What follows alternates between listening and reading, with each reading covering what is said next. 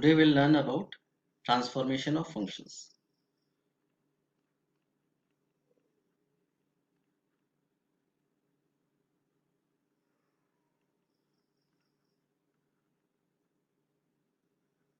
Okay. First point is a function fx, if we shift fx by a unit right, so that function becomes a new function is gx is f of x minus a. If we shift a unit right, it will become the function fx will become f of x minus a. The new function will be gx, right? So the new function gx is actually equal to fx minus 1, fx minus a. Second point is, if it shifts a left, then the new function gx, after shifting, the new function gx will be f of x plus a. Okay, if we are shifting left, then it would be f of x plus a. Third point is, any function fx, if we shift a unit up, then the new function gx will be f of x, because it is a change in y this time, because we are shifting fx up. So it is not a change in x, it is a vertical change. So it will be, and if a function fx shifts by a unit down, then the new function gx will be f of x minus a, because this time y decreases by a units, right? Okay. Then we understand about stretch. Guys, please understand, there could be two kinds of stretch. One is vertical stretch, one is horizontal stretch.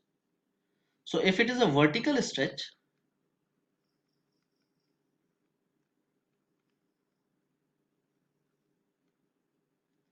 let's say there is a function, if we are stretching by scale factor a, we use a term called scale factor to stretch.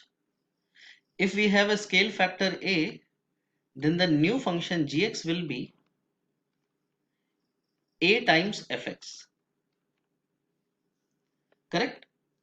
Now, that if the value of a is lying between 0 and 1, actually we are making the function wider. This I am talking about vertical stretch, guys. Okay. If the value of a is greater than 1, it means we are making the graph thinner, right? Okay. If the stretch is, let's say I will take an example first. Let's say we have a graph fx.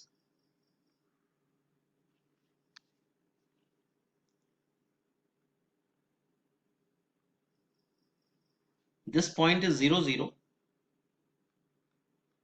and another point is 1, 1. So if a new graph has been drawn, let's say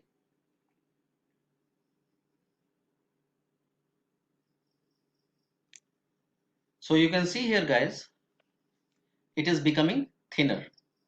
It means this transformation from fx graph to gx graph, the scale factor is more than 1. Correct? So we can say that x times maybe any value more than 1, maybe 2 or 3 or something, will make gx. So the point is that this scale factor will be multiplied with the y value. Okay, fine. If we make a graph which is wider by making the vertical stretch, it means, let's say this, so hx function is, the scale factor must be something less than 1. It could be 1 over 2, 1 over 3, anything we will calculate through examples in the question when we discuss. After this, we understand about horizontal stretch.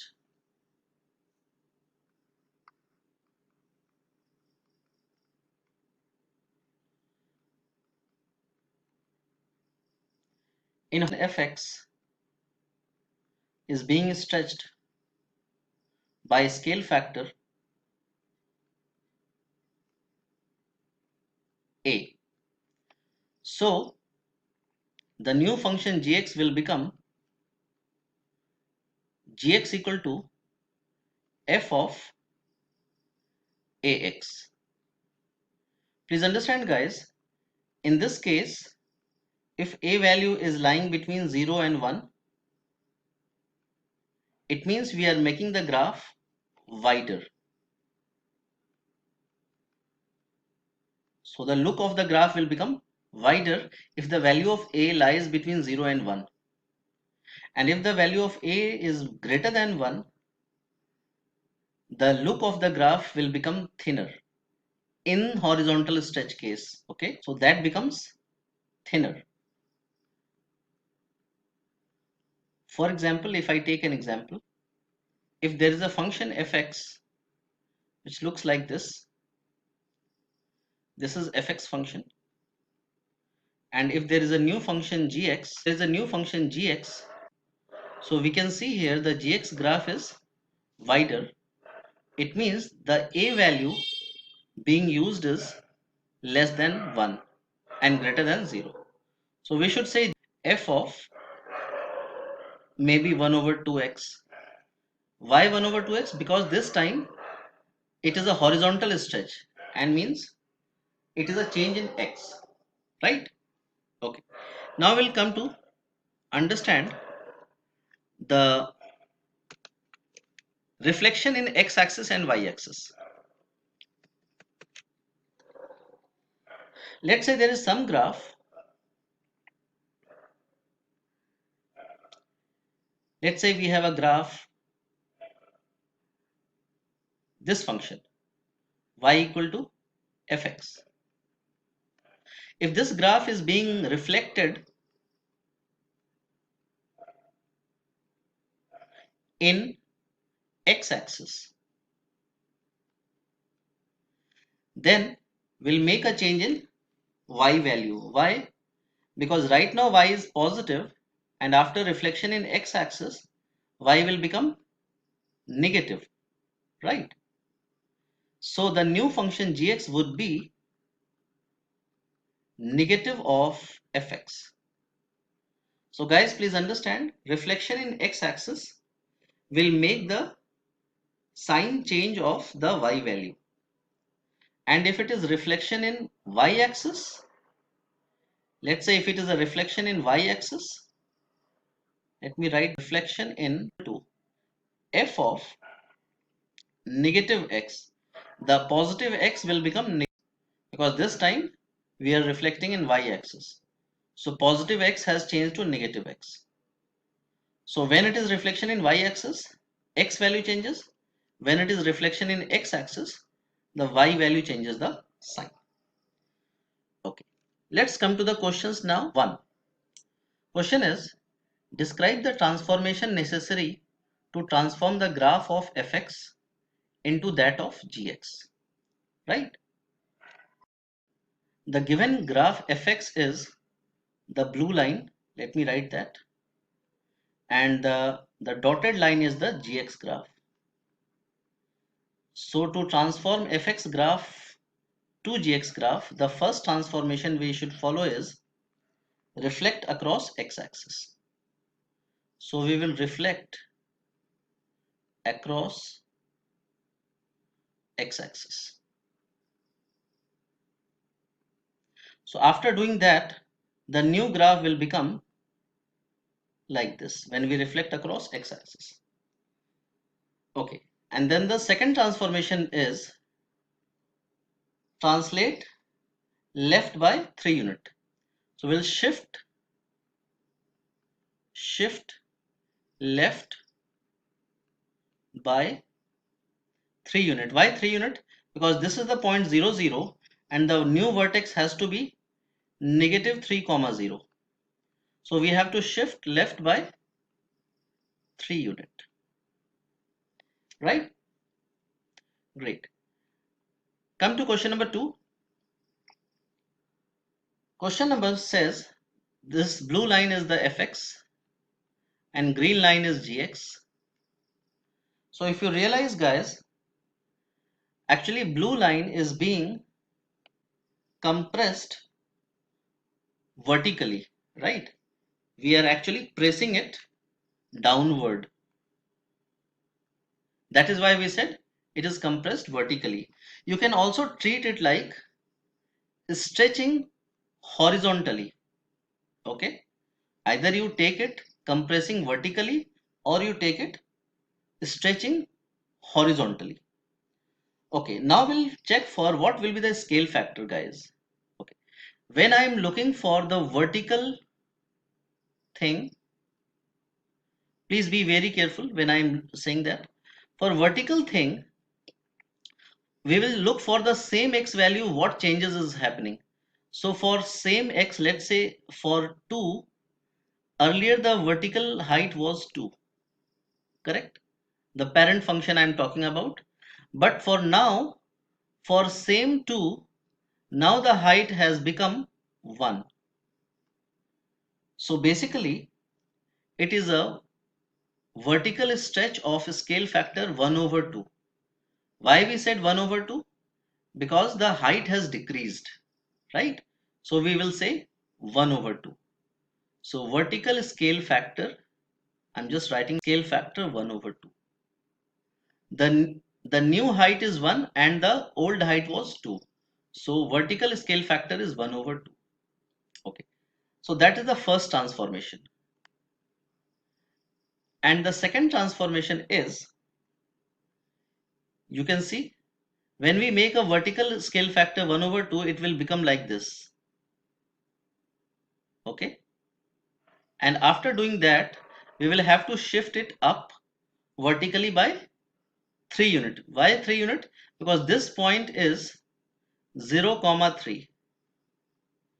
So from the point 0 0, the graph has to be shifted upward by 3 unit. So it is vertical shift by 3 unit. Good, guys. I hope it is clear. Let's come to next question. Have a look at question number 3.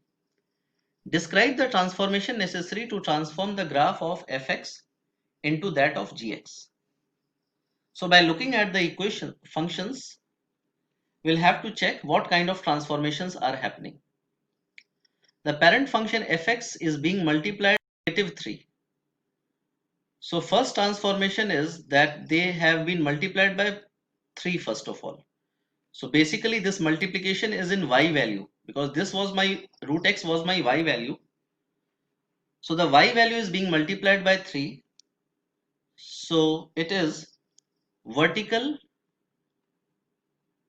stretch by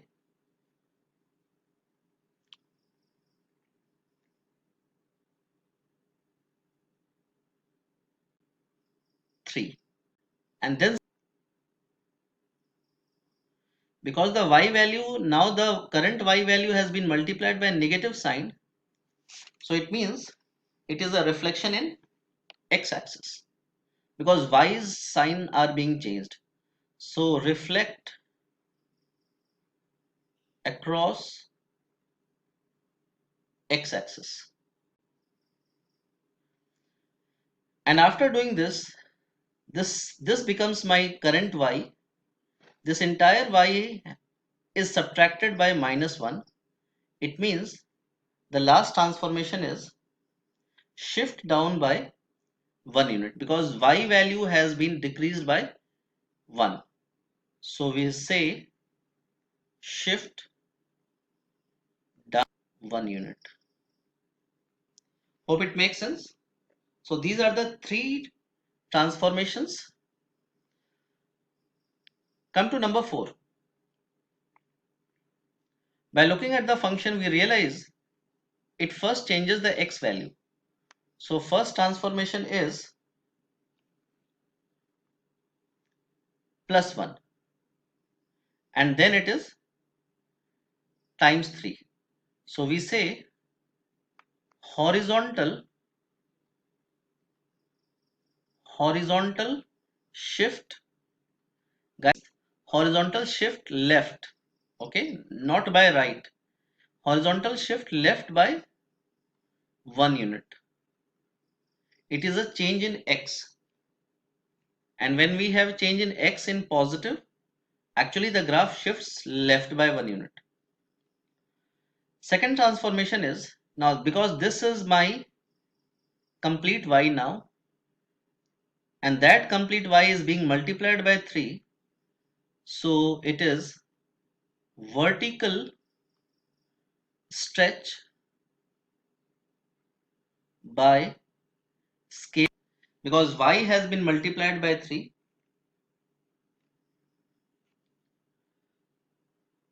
Question number 5 says transform the given function fx as described and write the resulting function as an equation.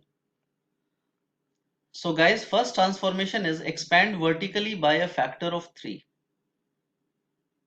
So we'll multiply this y value by 3 because it is a vertical expansion by scale factor 3. So it becomes 3x square. And then we shift down by 3 unit. So that is my new function gx. Hope it makes sense. Number 6. Fx is given. Before we do the question, let's understand one thing first. If a function is like this, af of b bracket x plus c plus d. So guys, in this case, the first transformation is, please understand very carefully, first transformation is horizontal stretch scale factor 1 over b. First transformation would not be plus c, okay, it would be horizontal stretch by scale factor 1 over b. Second transformation would be horizontal shift by c unit left, because it is plus, so it will be c unit left. And then third transformation would be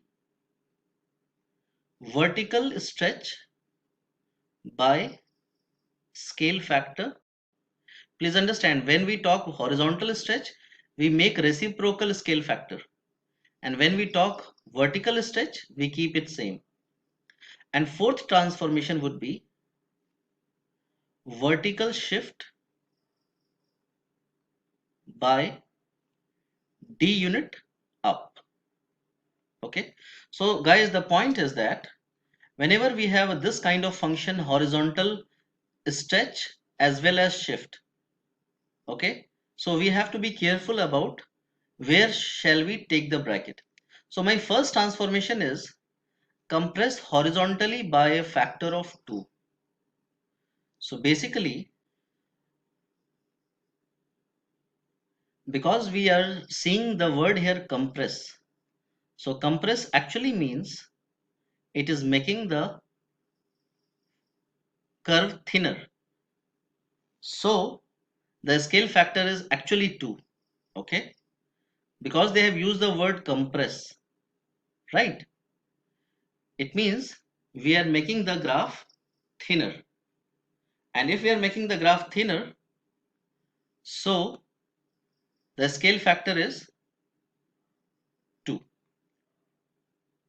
Hence f of twice. So that is the first transformation. And second transformation, shifting left by 3 unit. So it would be x plus, these are the two changes in function. No vertical stretch or shift. Okay. So we have to follow this thing. So because fx is 1 over x, so what is the value of this? It will be actually 1 over, you have learned that in function, 1 over twice x plus 3. Makes sense, guys?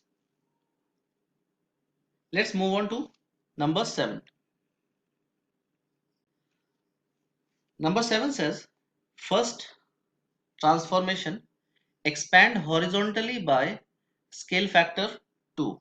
Now in this case, because we are expanding, because it is the expansion of scale factor 2, so actually coefficient would be 1 over 2. So the first function is, I will write f of, it is f of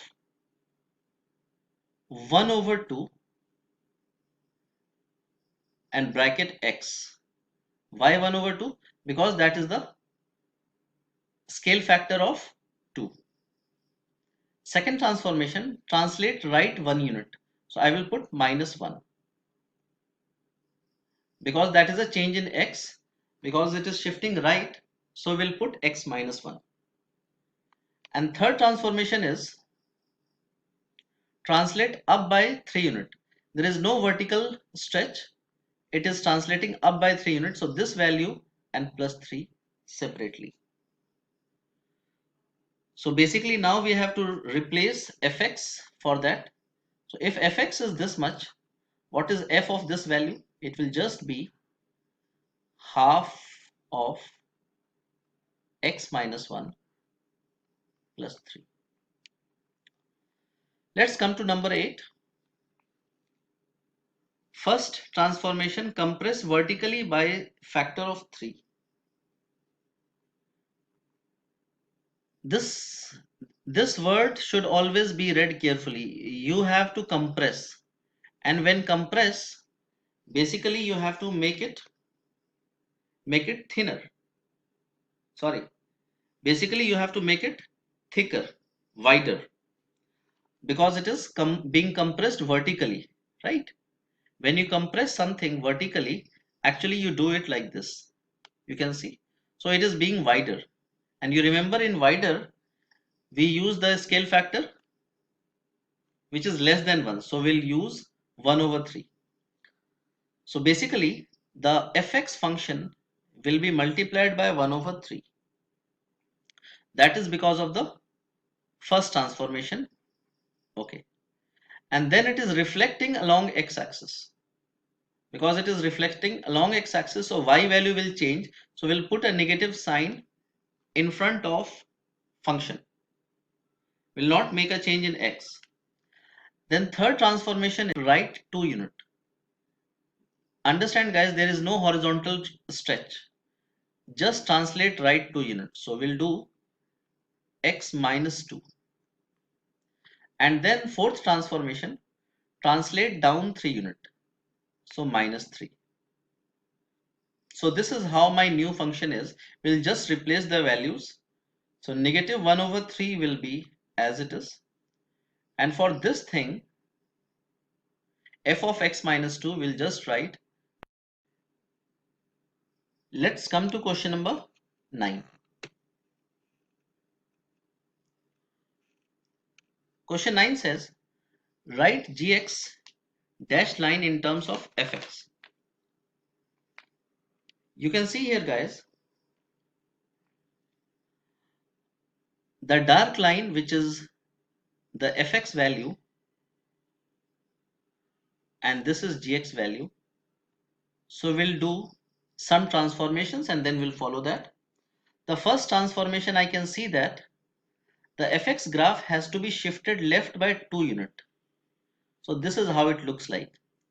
So when I shift left by 2 unit, we'll make a change in x. So it is x minus 2. Left by 2 units, so it is x plus 2. And after doing that, we have to reflect in x-axis. So reflection in x-axis make a change in y. So I will put a negative sign here. Okay. Now after reflection, we have to check whether there is any vertical stretch or no. So that we need to check. Okay. Because the given graph has not given any points. Okay. They have not given any point so that we can compare. We can put any value which is greater than 1. So for sure it has been stretched for sure, but because this point has not been given, so we don't know by how much it has been stretched. Okay, right?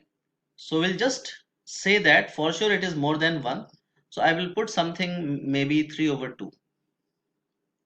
Okay, so this is my new graph gx. We had to do that, guys. Please understand, I had to put 3/2 because we had no idea about any point. Okay, because we did not know what is the point, and the given green line y-intercept has not been given to us. So we have no idea what is the scale of stretch, but for sure it is more than 1. Okay, let's come to number 10. The blue line is fx and the green line is gx. You can see here fx has been stretched horizontally. So there is some vertical horizontal stretch in fx, correct? Because it is becoming wider. So I can see it is becoming wider. So the value of scale factor of x has to be less than 1. So you can put any scale factor which is less than 1, because again the points are not given to us. So we'll just say f of half x, and then after making wider we have to shift it down also. The function has been shifted down by how much? From this point at 0 0, the function has shifted down to 0 -1. So it has been shifted down by 1 unit. So we'll put -1. So that is my new function gx, right? Let's move on to next question.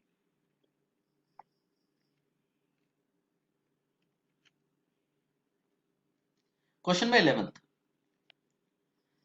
In the original function, horizontal asymptote is x-axis and vertical asymptote is y-axis. You can see here, guys, the horizontal asymptote has shifted up by 2 unit and vertical asymptote has shifted left by 1 unit. So what I will do, I will make changes in x and y. So this blue graph is my fx and green graph is gx. So fx graph shifts left by 1. So basically it becomes f of x plus 1 left by 1. So f of x plus 1, and there is of course no horizontal or vertical stretch, and we shift it up by 2 unit, so plus 2. And after doing that the graph should look like this, right? But actually the graph has changed. There is a transformation in graph. So it is a reflection in the y value. So it is a reflection in the y value. So we make a second reflection in the y value. You can see here, guys, the positive y has become negative y, right? Okay. So this is how the gx graph looks like. Come to number 12th. The blue graph is fx and this green graph is gx. There are three transformations we can see. The graph has shifted left by 3 unit, and then it is, after shifting left by 3 unit, let me explain. After shifting left by 3 unit, then we reflect it in x-axis, and then we shift up by 3 unit, right? Okay, so we'll do one by one. So first change is shifting left by 3 unit. So the function will make a change in x. So it will be x plus 3. It has shifted left by 3 unit. And then it is a reflection in x-axis. So the y value will change. So we'll put a negative sign in the function. Y value will change the sign. And then the graph shifts up by 3 unit. So plus 3. So that is the final graph. We will get gx graph. Right, guys? Have a look at question number 13.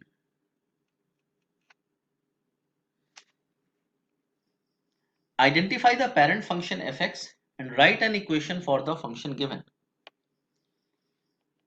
So the given graph, we realize that is an absolute value function. And in this absolute value function, the vertex is 2, 0. And the slope is, you realize that the slope is, this point is the slope. We can identify the slope. Rise over run. So when it rises by 1 unit, it runs right by 3 unit. Can you see that? It rises up by 1 unit and it runs by 3 unit to the right. So basically rise over run is rise over run. Rise is 1 and run is 3 units. So slope is 1 over 3. In absolute value function, we always find the slope of the right part, okay, the positive part. So slope is 1 over 3. So basically the equation becomes 1 over 3 bracket x minus 2, right? It has shifted left by 2 unit. It has shifted right by 2 unit. So we put x minus 2 and the slope is 1 over 3, right? Okay. That we have considered from the parent function, which is fx equal to absolute value x. And this is the new function. This is the gx function given to us, whose equation is 1/3 bracket x minus 2 with absolute value. We'll have to put in, because that is an absolute value function.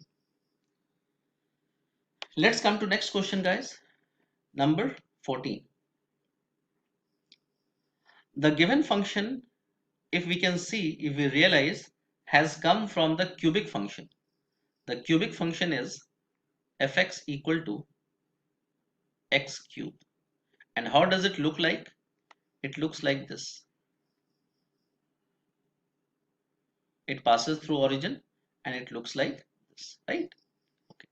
So if I realize that, if I make this graph like this, so first transformation we realize is it has reflected in y-axis. Because it has reflected in y-axis, so we'll make a change in x. So it will become negative of x whole cube, because it is a change in x. So we reflected in y-axis. And after that reflection, we'll get this kind of thing. Let me show it to you with different color. We'll get this kind of graph after the reflection. First reflection, okay? And then the graph has to shift down by 3 unit, because right now this point was 0, 0, and the final graph, this point is 0 minus 3. So it has to shift 3 units down, correct? So there are two transformations. Reflection in y-axis, we change the x value, and then we shift down by 3 unit. So this is the new function gx. Basically, this is the gx function, the function in the blue line given to us, and the parent function is fx equal to x cube. Hope it makes sense, guys. Goodbye. See you soon. Thank you.